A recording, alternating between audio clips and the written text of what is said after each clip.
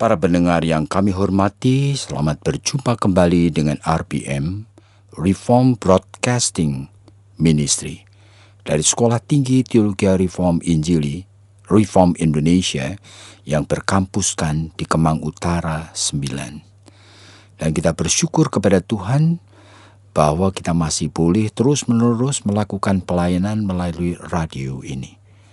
Dan kami percaya topik-topik yang kami bicarakan sesuai dengan apa yang dibutuhkan oleh para pendengar semua. Dan kali ini kita akan membicarakan mengenai pertanyaan-pertanyaan yang sering kali muncul di dalam kehidupan orang percaya. Jadi pertanyaan-pertanyaan yang sering kali muncul dalam kehidupan orang percaya. Jadi sebagai orang percaya, yang percaya kepada Allah di dalam Tuhan Yesus Kristus, dan kita bersyukur oleh karena kita itu banyak sekali bergumul di dalam interaksi dengan bisikan dorongan dari Roh Kudus yang hadir di dalam hidup kita. Sehingga Tuhan itu memang menghendaki supaya kita menjadi anak-anak Tuhan yang makin lama menjadi makin dewasa dan makin mengenal akan kekayaan daripada firman Tuhan yang disediakan Tuhan bagi setiap orang percaya. Oleh sebab itu tidak heran jikalau di dalam hidup orang-orang percaya seringkali muncul berbagai pertanyaan-pertanyaan yang tidak ada habis-habisnya. Nah, kali ini kita akan fokuskan kepada pertanyaan yang basic. Jadi meskipun ada orang-orang lahir dibesarkan dalam keluarga orang Kristen sekalipun, bahkan sudah aktif di gereja, bahkan sudah memberikan dirinya terlibat dengan berbagai pelayanan di gereja maupun di masyarakat, seringkali muncul pertanyaan yang masih sangat basic sekali. Apa betul Allah itu ada? Apa betul Tuhan itu ada? Mata jasmani kita tidak melihat, telinga kita tidak mendengar langsung, kita tidak bisa meraba Dia. Meskipun di dalam Alkitab disebutkan bahwa Allah yang kita kenal di dalam Tuhan Yesus Kristus itu adalah Allah yang ajaib. Allah yang mengosongkan dirinya sehingga menjadi sama dengan manusia. Di dalam Filipi pasal 2 disebutkan bahwa Allah mengosongkan dirinya. Itu sesuatu yang tidak masuk akal. Sehingga menjadi sama seperti manusia. Dalam Yohanes pasal yang pertama disebutkan bahwa firman itu adalah Allah. Dan firman itu menjadi daging. Menjadi manusia. Bahkan diam bersama dengan kita. Menjadi serupa, mirip dengan kita. Hanya dia tidak berdosa. Jadi ini merupakan sesuatu yang ajaib sekali. Sehingga dalam 1 Yohanes pun, surat Yohanes yang pertama, itu sampai mengingatkan bahwa Allah yang kita sembah itu adalah Allah yang menjadi manusia. Sehingga dikatakan, kenalilah roh. Jikalau betul itu Roh Kudus yang mengajar dan mendidik kita, sama seperti yang dikatakan dalam Roma pasal 8, roh yang mengajar roh kita untuk mengenal Allah sebagai Bapa. Jikalau betul Roh Kudus itu adalah roh yang mengajar kita, maka kita mengakui bahwa Allah menjadi manusia. Bahwa Yesus Kristus itu adalah penjelmaan dari Allah yang menjadi manusia. Bahkan dikatakan dalam 1 Yohanes pasal yang pertama, Yesus sebagai Allah itu bisa diraba, bisa dilihat dengan mata.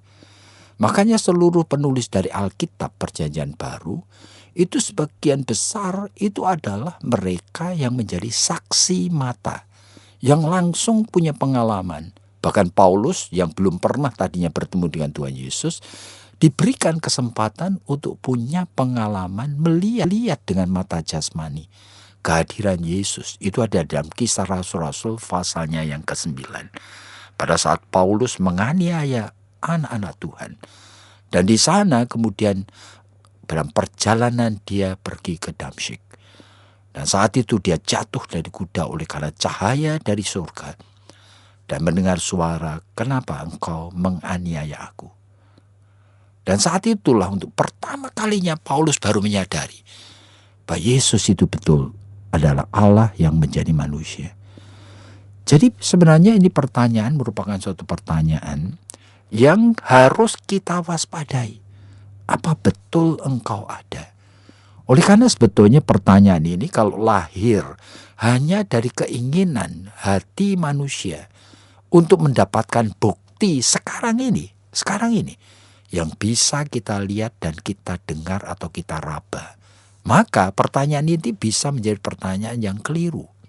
Oleh karena sebetulnya Rasul Paulus mengatakan dalam 1 Korintus pasal 2 ayat 9, segala sesuatu yang disediakan bagi orang yang percaya tidak pernah sebenarnya muncul dari pikiran dan hati manusia. Berarti ada suatu gap, perbedaan antara apa yang Tuhan singkapkan dengan apa yang sebetulnya ada di dalam pikiran dan di dalam hati kita sendiri sebagai manusia. Nah, kita perlu harus waspada.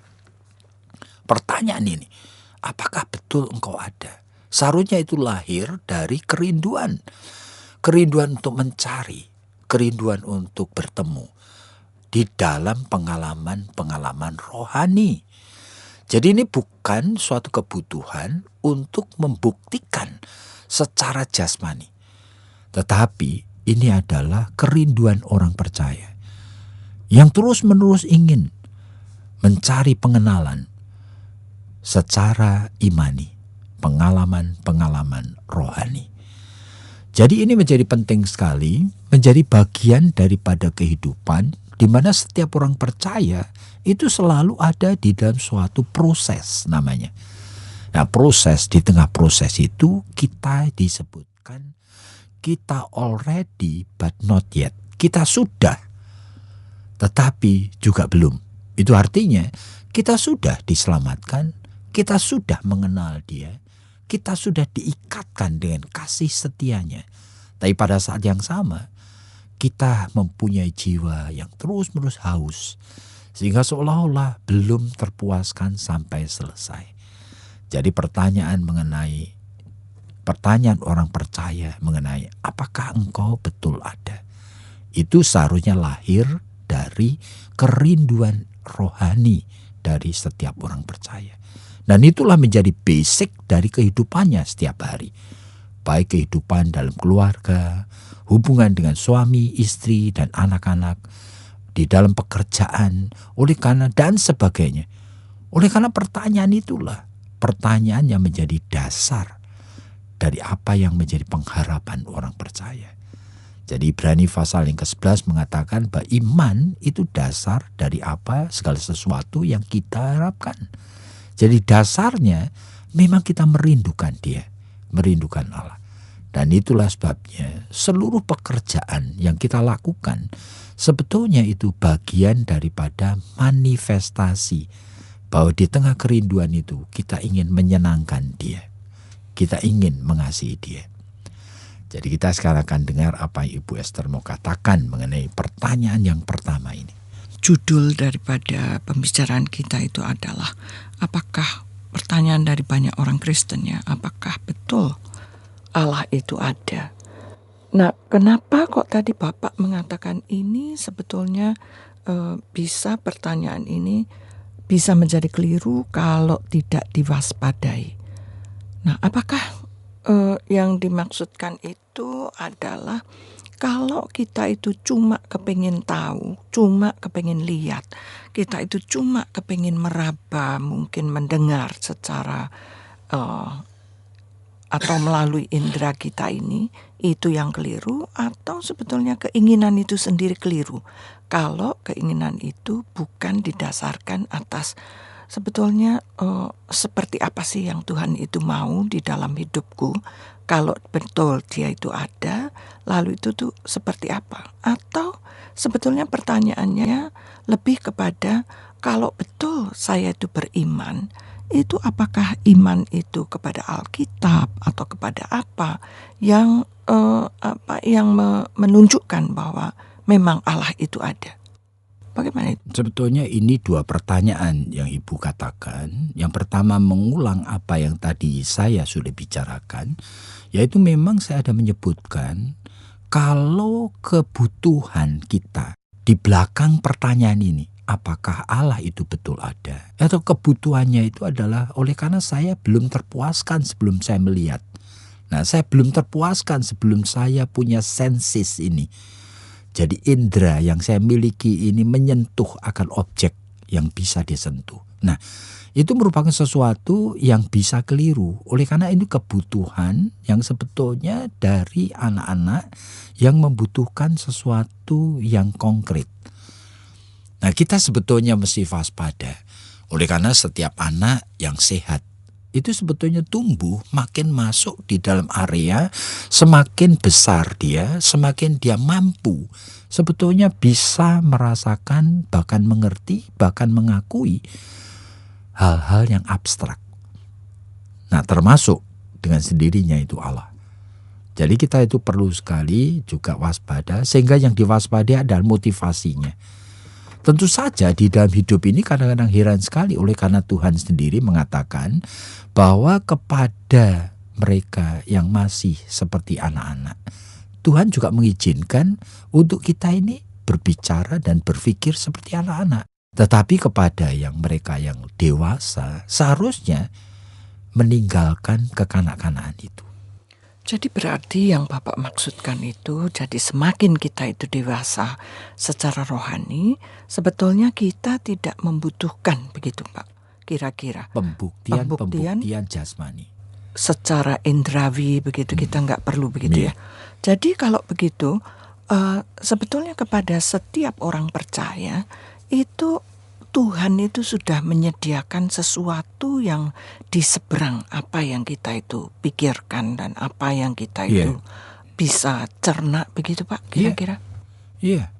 Dan di dalam realita ini sebetulnya kehadiran daripada Allah yang adalah roh itu merupakan sesuatu kehadiran yang sebetulnya tidak terlalu asing bagi kita. Jadi manusia itu sebetulnya tahu ada roh jahat. Dan kadang-kadang di Indonesia ini kita melihat betapa banyak orang yang kerasukan setan.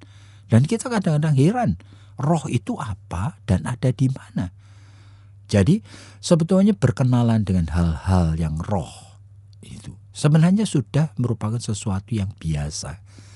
Dan dengan sendirinya kita tahu kalau ada roh jahat dan tidak ada roh Allah, maka roh jahat akan berbuat semau sendiri untuk menghancurkan hidup manusia. Tetapi kita bersyukur oleh karena ada roh Allah. Allah roh adanya. Sehingga dia itu tidak mengizinkan hal-hal yang jahat itu semena-mena, semaunya sendiri untuk menghancurkan hidup manusia. Jadi kembali kepada persoalan kita, dan kita percaya sekali bahwa kita harus mewaspadai cuma di belakang pertanyaan dan keinginan tahu apakah Allah betul ada. Itu jangan hadir seperti jiwa seorang anak yang cuma ingin suatu pembuktian konkret yang fisikal dan material. Tetapi kita itu harusnya membutuhkan pertanyaan itu. Oleh karena memang kita ingin sekali semakin lama semakin mengenal dia dengan benar. Oleh karena dia itu ada. Dan tadi Ibu mengatakan bahwa memang mengenal dia itu ya mengenal juga akan Alkitab, yaitu firman-Nya. Dan Alkitab itu merupakan sesuatu yang ajaib. Oleh karena apa? Oleh karena diberikan oleh Tuhan melalui inspirasi kepada penulis-penulis yang begitu banyak. Yang kiranya tidak saling mengenal sebagian besar dari mereka. Tapi mereka itu punya pengalaman dengan Allah yang sama. Sehingga Tuhan Yesus sendiri mengatakan dengan jelas Allah yang disembah baik oleh Abraham, Ishak, dan Yakub, Allah Israel. Nah, itulah Allah yang sama, yang sedang tanda petik menyatakan dirinya melalui Yesus Kristus Tuhan kita. Jadi Pak, sebetulnya bagi kita-kita yang sudah menerima anugerah keselamatan ini, sebetulnya ada banyak hal yang istimewa yang Tuhan itu juga sediakan begitu ya. Memahami firman, memahami akan mungkin sebagian kecil daripada kehendak Tuhan, dan juga bisa memahami sebetulnya maksud dan rencana Tuhan itu dalam hidup kita itu apa sih, walaupun tidak selalu sampai jelas seperti apa, tetapi paling tidak hidup kita itu kayaknya itu bukan hidup yang sia-sia begitu ya Pak ya. Iya, dan itu nanti kita akan bicarakan dalam topik dalam sesi-sesi yang berikutnya. Jadi kita itu tahu bahwa pertanyaan yang pertama yang menjadi basic yang sering kali muncul, yang bisa lahir dari curiosity atau keinginan tahu. Wujud pertanyaan itu adalah, apakah Allah itu betul ada? Dan itu merupakan pertanyaan yang sehat dan boleh. Dan mudah-mudahan itu lahir dari motivasi yang murni, dari orang percaya yang sudah menjadi milik Kristus Yesus dan sedang menginginkan untuk betul-betul mengalami suatu perjumpaan yang lebih pribadi dengan Dia. Jadi Pak, kalau asal kita waspada, jangan sampai terjebak cuma keinginan tahu dan mengenal Dia secara mendalam. Nah, sekarang kalau kita kembali lagi Pak, seperti tadi yang saya tanyakan begitu. Kalau kita itu diberikan firman begitu ya, kenapa kok ada orang-orang yang bisa percaya gitu, tapi ada juga orang-orang yang sudah menerima anugerah keselamatan, tapi kok sulit sekali untuk percaya bagian-bagian daripada Alkitab. Bagaimana itu Pak? Nah, itu realita bahwa memang bagian-bagian Alkitab disediakan Tuhan untuk digumuli. Nah, melalui pergumulan baru orang itu mulai menemukan penyingkapan kebenaran oleh Roh Kudus. Sehingga dikatakan prinsipnya siapa yang mencari itu yang akan mendapat. Siapa yang mengetuk pintu, ya pintu itu akan dibukakan baginya. Jadi tidak bisa kita membaca Alkitab itu dengan pasif, seolah-olah dengan pikiran yang sama pada saat kita membaca koran yang sekedar ingin informasi yang langsung. Padahal banyak sekali kebenaran firman Tuhan yang begitu kaya, yang tersembunyi di belakang kalimat-kalimat yang ada di dalam Alkitab ini. Nah, itu membutuhkan sekali pergumulan. Jadi bagian daripada membaca Alkitab di dalam 2 Korintus pasal 3 sampai diingatkan bahwa huruf yang kita baca itu bisa mematikan karena roh itu yang menghidupkan. Jadi kita perlu waspada bahwa kadang-kadang kita itu mau take for granted. Seolah-olah karena saya sudah ingin baca, seharusnya langsung tahu. Pada realitanya, ini perjumpaan antara diri kita dengan Tuhan yang hidup di dalam konteks Alkitab yang tertulis dengan bahasa manusia ini. Jadi itu sebetulnya kalau tadi Bapak mengatakan bahwa pada saat kita membaca itu juga sebetulnya penyingkapan kebenaran itu oleh kuasa dari Roh Kudus. Jadi berarti kalau kita itu cuma membaca begitu saja, kita juga tidak akan tahu begitu ya Pak ya? Ya itu kalau itu membaca begitu saja itu artinya take for granted, itu saya sudah baca harusnya segera tahu. Padahal seringkali kita tidak mau bergumul, kita tidak mau mencari, kita tidak mau memeras akan otak kita, tidak mau melatih kepekaan kita, tidak melatih kelaparan dan kehausan akan firman-Nya. Jadi saudara yang kami hormati, di dalam sesi ini kita membicarakan mengenai pertanyaan yang seringkali muncul, yaitu apakah Allah betul ada? Dan dalam kaitan dengan konseling, ini sebenarnya pertanyaan yang terus-menerus kita izinkan klien-klien kita itu bertanya. Oleh karena itu, sebagai konselor itu biasanya baru bisa memberikan sesuatu sikap dan respon yang tepat jikalau para konselor sendiri adalah anak-anak Tuhan yang memang terus-menerus bergumul dengan pertanyaan, dengan motivasi yang baik. Apakah engkau betul ada? Sehingga pada saat aku menolong orang lain, aku betul-betul mengalami kehadiranmu dan pertolonganmu. Sehingga aku boleh mengatakan kalimat-kalimat yang aku sendiri sebenarnya tidak miliki, yang engkau anugerahkan kepadaku. Dan biarlah Tuhan memberkati kalian semua. Dan sampai kita bertemu di dalam sesi-sesi yang berikutnya.